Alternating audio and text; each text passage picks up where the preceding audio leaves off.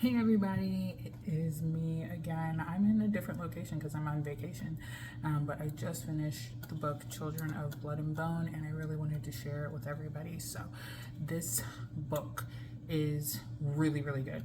I've been hearing about it for a little while, and I kind of put it off, like didn't want to read it, and then it popped back up on a to read list that folks were discussing a few months ago. So I put it on my list, and now that I'm on vacation, just read it.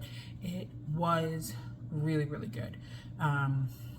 So the whole way to describe this book is, if you have seen Avatar Last Airbender, the cartoon, not the awful movie, terrible movie, but if you've seen that cartoon, Legend of Korra, and you mix it with a little bit of Lord of the Rings, a little bit of Harry Potter, a little bit of Chronicles of Narnia, that's what this series is with black people. So it's a really, really awesome series. You follow the main character through all of her trials and tribulations, and it really, the way that it's written, partially because it was written in the modern world, but the way that it's written is very amazing, very simple, very easy to relate it to modern day. There's so many moments where it was like, whoop, we've experienced that in the last 4 years.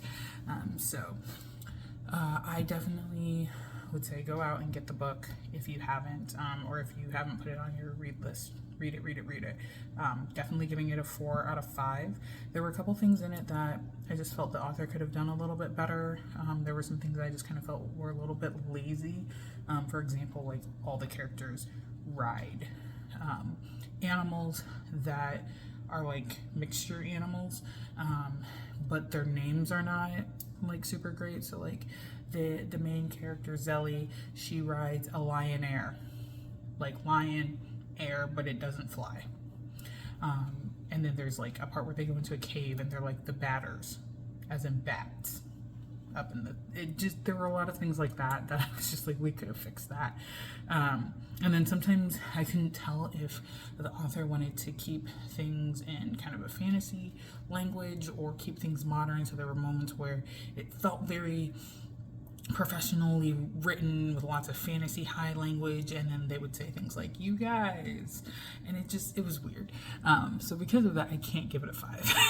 I can't. But the story, I'm so excited to read the next book, and I'm really excited for whenever the third book comes out. So that's really it. I don't want to give away too much to this story because it's just so good and you need to go read it. So again, Children of Blood and Bone by Tomi.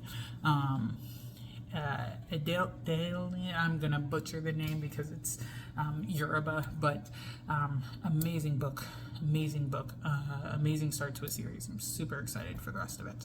As always, thank you so much for watching. If you guys have any book suggestions or ideas, please let me know, and make sure that you drop them in the comments, and I will see you in the next book review.